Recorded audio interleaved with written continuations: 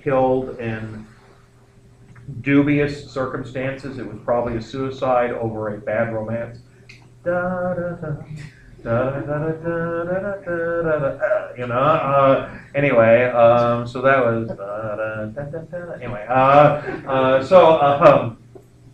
in my head now. Damn it. Okay. Anyway, I went to Rome. Anyway, so as a result, he ended up dying, and then the emperor's only surviving heir was this Popinjay asshat by the name of the Archduke Franz Ferdinand, whom generally the population didn't care for. The guy was vain. The story goes, so I don't know if it's true. I've been trying to find out if it is or not, but there's one story that says that the man was so vain that he didn't like creases in his uniform.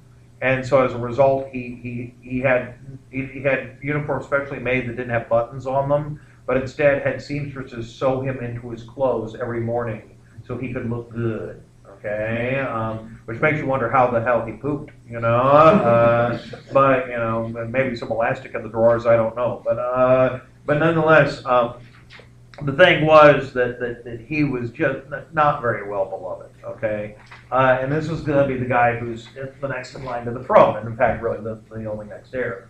So he and the wife, his wife, the Archduke and his wife, decide to take a little trip down to Sarajevo. This ends up being not a good idea. Okay, there is a political active group in Sarajevo who is a terrorist organization, and let's face it, if you're going to be a terrorist organization, you want to have a name that strikes fear. Okay, I'll admit, Al Qaeda, kind of scary simply because we don't know what the hell it means. Okay, but it sounds kind of freaky, but we're not quite sure really what it means. So it's kind of in the medium scary. Okay, if you name yourself like the Purple Brigade, okay, not so scary.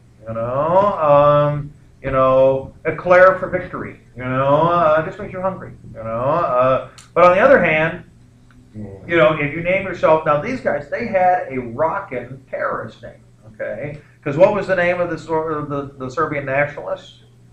The Black Hand. Now that's a name, okay? That sounds like a kung fu maneuver that could kill you. You know, how did he die? He was killed by Black Hand. You know, that.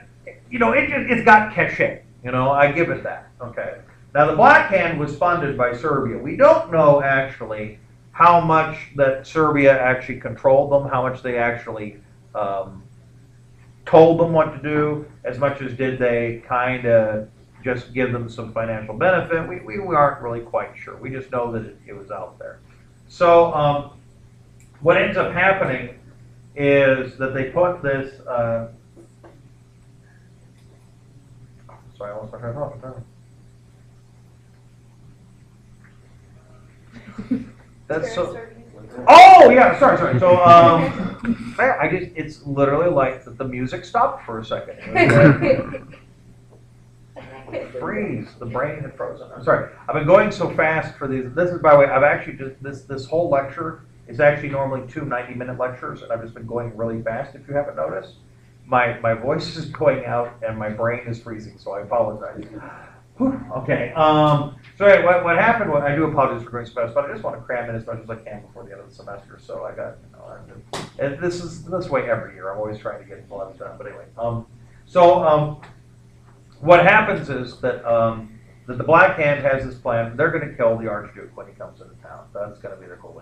And to make a big statement, they're going to blow him up with a bomb because that way there's little pieces of the Archduke everywhere. You know, very public, very, you know, all that. And so they go for a classic. They're going to do a car bomb. And since they know where he's going to be in public appearance, they're going to drop the car bomb under him.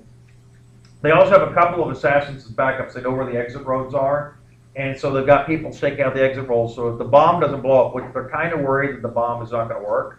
And so that if they figure if the bomb doesn't go off, then they got backup because, you know, he won't know that the bomb didn't occur. He won't psychically know there was supposed to be a bomb there. And then the assassins can shoot him on the way out, and then so it's kind of like a backup plan.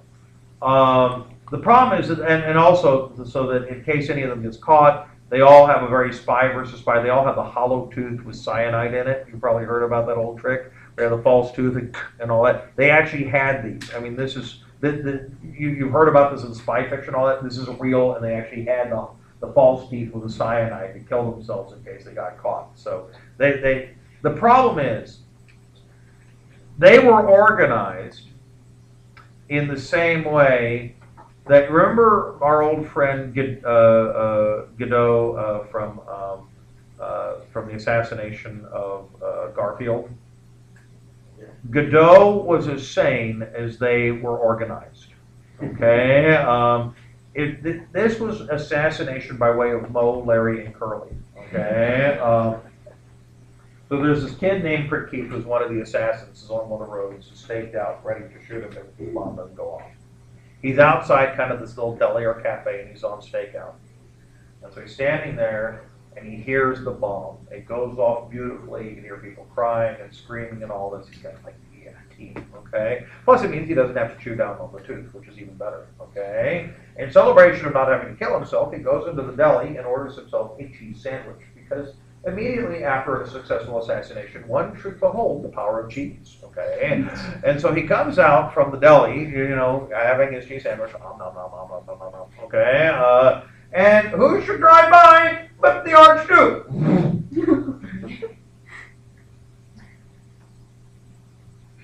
You know, well, what had happened was, in a moment of brilliant maneuvering, they put the bomb on the wrong fucking car, okay?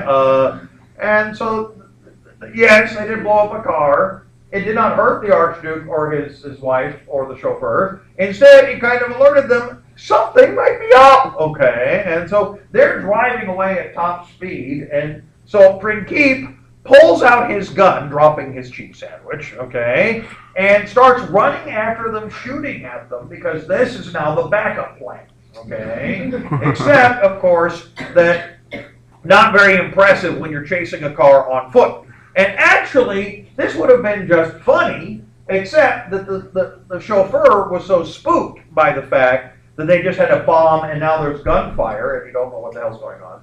So I guess he probably thought that he was going to try and get a building between him and the shooter, and he banks a hard left, but he ends up going into a dead-end alley, which actually stops the car long enough that Prinkeep is actually able to catch up with the car in order to shoot the Archduke and his wife, and so he kills them.